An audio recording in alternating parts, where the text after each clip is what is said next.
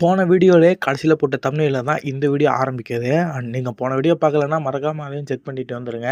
இந்த வீடியோல கமல் சாரோட ரைட்டிங்க பத்தியும், அவர் அடுத்தது புதுசா ஒண்ணு ரைட் பண்ணிட்டு இருக்கேன் அப்படின்னு ஏர்போர்ட்ல சொன்ன இன்டர்வியூக்கு அப்புறம் அத எக்கச்சக்கமா ரீல்ஸ்ல போட்டு இது பண்ணிட்டாய்ங்க. அத பத்தியும் இந்த வீடியோல டீட்டெயிலா analyse first of all Kamal சாரோட ரைட்டிங்க அனலைஸ் பண்றதுங்கிறது சாதாரணமான விஷயம் கிடையாது. ஒவ்வொன்னும் அப்படி செதுக்கியிருப்பாரு. ஒவ்வொரு படத்தோட ரைட்டிங்கும் வேற மாரி இருக்கும். நேஷனல் அவார்டு வாங்குன தேவர் மகனை 7 நாள்ல முடிச்சாரு. ஹேராம்லாம் இன்னைக்கு வரைக்கும் நின்னு பேசும். விருமாண்டிலாம் இன்னைக்கு வரைக்கும் நின்னு பேசும். இந்த 2 படங்களும் இன்னும் எத்தன வருஷம் நின்னு பேசும்னோ தெரியாது. அதே மாரி உத்தம வில்லன், விஸ்வரூபம் 1, விஸ்வரூபம் 2 இது மட்டும் இல்லாம அவர்ட்ட வராமலே நெறைய கதைகள் இருக்கிறதாவும் சொல்லியிருக்காரு. அதெல்லாம் நமக்கு தெரிஞ்ச மருதநாயகம்லாம் உண்டு.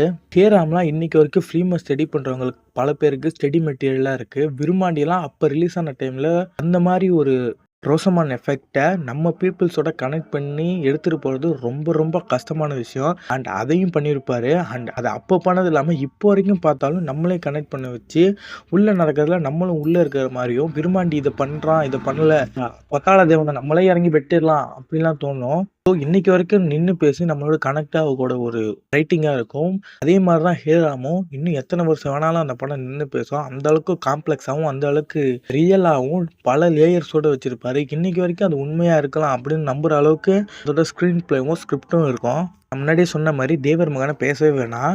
7 நாள்ல முடிச்சு ஸ்கிரிப்ட்டுக்கு அந்த படத்தோட ஷூட்டிங் முடிஞ்சதுக்கப்புறம் நேஷனல் அவார்டு தந்தாங்க. நேஷனல் அவார்டு வாங்குற ஸ்கிரிப்ட்ட அவரு 7 நாள்ல பண்ணி முடிச்சிருக்காரு. அப்புறம் உத்தம வில்லன் எதுக்கு என்னாத்துக்குன்னு படத்துல சொன்ன மாரியே ஒவ்வொரு விஷயத்துக்கும் ஒவ்வொரு காரண காரியம் இருக்கும். அதுக்கேத்த மாரி ஒவ்வொருத்துக்கும் ஒரு ரீசனோட இயக்கியிருப்பாருன்னு சொல்லலாம். அதுக்கப்புறம் ஹாலிவுட் படம் மாரி தமிழ்ல ஒரு படம் வரல அப்படின்னு சொல்லிட்டு இருந்தவங்களுக்கும், பல வருஷமா ஃபிளாப் குடுத்த அவருக்கும் ஒரு கம்பேக்கா வந்த படம் தான் விஸ்வரூபம். தமிழ் சினிமால உள்ள எல்லாருக்குமே அது ஒரு ஸ்டன்னிங்கான படம். தமிழ் சினிமாலயும் ஹாலிவுட் லெவல்ல ஒரு படம் எடுக்கலாம் அப்படின்னு சொன்ன படம். இந்த படத்த டைரக்ஷன் வைஸாவும், ரைட்டிங் வைஸாவும் செதுக்கியிருப்பாரு. விஸ்வரூபம் மிஸ் ஆனதுக்கான காரணம் பட்ஜெட் இல்லாததுன்னு அவரே சொல்லியிருக்காரு. அத தாண்டியும் அந்த படத்துல அசிஸ்டன்டா வேல பார்த்த மேக்ஸிமம் ஆஃப் த பேர் அதுல பட்ஜெட் இல்லாதனால தான் படம் இப்படி வந்தது. பட்ஜெட் இருந்தா பார்க்க வேண்டிய விஸ்வரூபம் ஒரிஜினலா பார்த்துருக்கலாம். இது பட்ஜெட் இல்லாதனால அவசர அவசரமா எடுத்து முடிக்கப்பட்ட படம்னு சொல்லியிருந்தாங்க. இப்படியாப்பட்ட விண்வெளி நாயகன் அடுத்தது ஒரு படம் எழுதிட்டு இருக்கிறதா சொல்லியிருக்காரு. அவரோட ரைட்டிங் பத்தி இவ்வளவு நேரம் பார்த்தோம். இதுக்கப்புறம் அவர் எப்படி எழுதலாம் அப்படிங்கறத கொஞ்சம் டீட்டெயிலா அனலைஸ் பண்ணிடுவோம். வந்தப்ப போய் ஒரு ஏஐ கோர்ஸ் முடிச்சுட்டு வந்தாரு.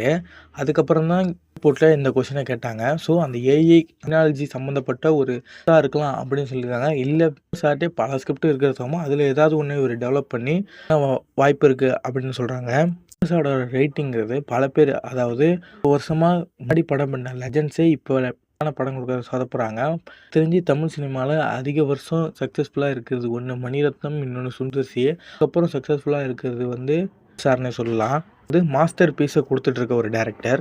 அடுத்தடுத்து வரப்போற படங்கள் இருக்க போதுன்னு நம்ம வெயிட் பண்ணி பார்க்கலாம். அது மட்டும் இல்லாம அந்த படத்தை மேக்ஸிமம் ஆர்கேஎஃப்ஐ தான் ப்ரொடியூஸ் பண்ணோம். ஆர்கேஎஃப்ஐ இப்பதான் பழைய ஃபார்முக்கு வந்திருக்காங்க. அவங்களோட ஃபார்ம் இதுக்கப்புறம் தான் எல்லாருமே பார்க்க போறாங்க. சார் அடுத்தடுத்த படத்துக்காக எந்த லெவலுக்கு வேணாலும் இறங்கி போவாரு. வீட்டை வித்துட்டு தான் ஹேராம் படத்தோட ஷூட்டிங்கை முடிச்சாங்க. அடுத்து அவர் பண்ண போற ஸ்கிரிப்ட் எப்படி இருக்க போகுது, அது நம்மள எந்த அளவுக்கு தமிழ் ஆடியன்ஸை டெவலப் பண்ண போகுதுங்கிறத வெயிட் பண்ணி பார்க்கலாம்.